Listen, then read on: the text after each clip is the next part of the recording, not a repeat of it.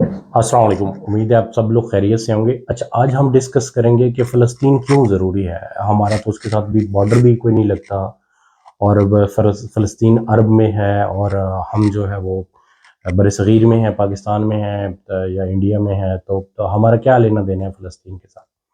سب سے پہلی چیز یہ ہے کہ جو فلسطین ہے، وہاں پہ جو بیت المقدس ہے، اس کے بارے میں یعنی کہ احادیث میں ہے کہ 3 مساجد کے لیے سفر کرنا جائز ہے۔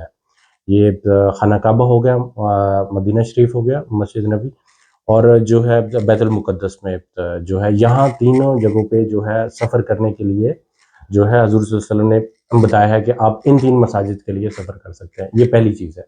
دوسری جو چیز ہے حدیث کے مطابق، جو حدیث کا مفہوم ہے وہ یہ ہے کہ مسلمان ایک جسم کی مانند ہے۔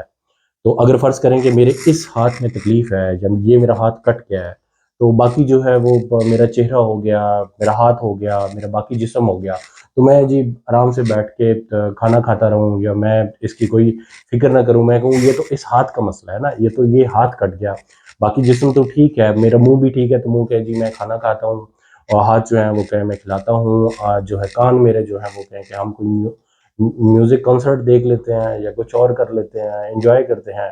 ایسے نہیں ہوتا، یہ میرا جسم ہے، ایک باڈی ہے، تو ایسے بالکل نہیں ہو سکتا۔ آپ امیجن کر سکتے ہیں، یہی جو صورت ہے یہ جو ہے مسلمان امت کی ہے کہ ہم ایک جسم کی مانند اکٹھے ہیں، جڑے ہوئے ہیں۔ تو اگر ایک جسم کے ایک حصے میں تکلیف ہوتی ہے تو پورے جسم میں تکلیف ہوتی ہے۔ اور تیسرا یہ ہے کہ اگر وہاں پہ دیکھا جائے تو وہاں پہ زیادتی بھی ان کے ساتھ ہو رہی ہے، یعنی کہ 1900 کے شروع میں اگر دیکھا جائے، یا 1915-16 تک دیکھا جائے، تو اسرائیل تو ہے ہی نہیں کہیں سے، اس کا کوئی کانسیپٹ ہی نہیں ہے۔ یہ جو جوس سے یہودی تھے، یہ تو یورپ میں چلے گئے تھے، تو ان کو تو جو ہے وہ یوگینڈا میں یا اور کنٹریز میں، مڈغاسکر میں یا ان میں سیٹل کرنے کی لیے کر رہے تھے، کیونکہ جوس کی اپنی بک کے مطابق بھی جو ہے وہ وہاں یہاں پہ حکومت نہیں بنا سکتے، لیکن انہوں نے جو ہے وہ یورپ والوں نے اپنے مسئلے کو حل کرنے کے لیے انہوں نے یہ یہاں پہ فلسطین کو پہلے زمین دے دی، اور اس کے بعد جو ہے پھر 1948 میں باقاعدہ یہ ڈکلیریشن، اور اس کے بعد ایکسیپٹ کر لیا UN میں۔ یہ بالکل ایکسیپٹنس ہی اس کی غلط ہے، اور یہی پاکستان کا سٹینڈ ہے۔ پاکستان کہتا ہے کہ ہم اسرائیل کو تسلیم ہی نہیں کرتے، اور بھی بہت سارے مسلمان ممالک ہیں جو تسلیم نہیں کرتے۔ اس صورت میں جو ہے ہمارا آواز اٹھانا بہت ضروری ہے۔ دوسرا یہ کہ پاکستان جو ہے یہ آرمی پوائنٹ آف ویو سے، یا باقی ویپن سے، یا باقی حساب سے جو ایک اسٹرانگ کنٹری ہے الحمدللہ۔ تو اس حساب سے بہت زیادہ یہ امپورٹنٹ ہے کہ ہم لوگ اس چیز کو سمجھیں۔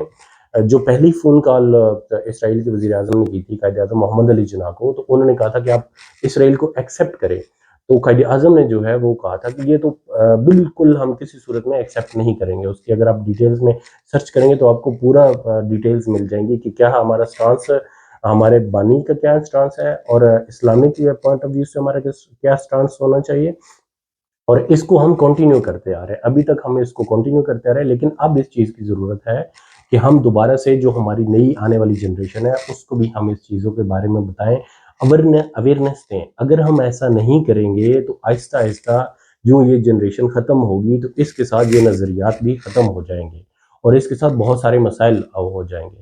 تو اس کے لیے جو ہے آواز اٹھانا بہت ضروری ہے۔ جو ایمان کا پہلا حصہ ہے وہ ہے ہاتھ سے روکنا برائی کو، ہاتھ سے نہیں روک سکتے تو آواز اٹھانا، اور آخری درجہ جو ہے وہ دل میں برا جاننے کا، لیکن وہ بہت کمزور درجہ ہے۔ تو ہمیں جو ہے آواز ہم بہت ایزیلی اٹھا سکتے ہیں الحمدللہ۔ یہاں پہ کوئی ایسی پابندی وغیرہ نہیں ہے، آپ جہاں پہ بھی بیٹھیں دعا لازمی کریں فلسطین کے مسلمانوں کے لیے، غزہ کے لیے، اور ساتھ میں جو ہے دوسروں تک یہ چیز پہنچائیں، ایک دوسرے کو یاد دہانی کریں یہ کتنا اہم مسئلہ ہے، اور اس کے اوپر ہمارا کیا سٹانس ہے، اور اسی سٹانس کو ہم نے کنٹینیو کرنا ہے۔ بہت شکریہ۔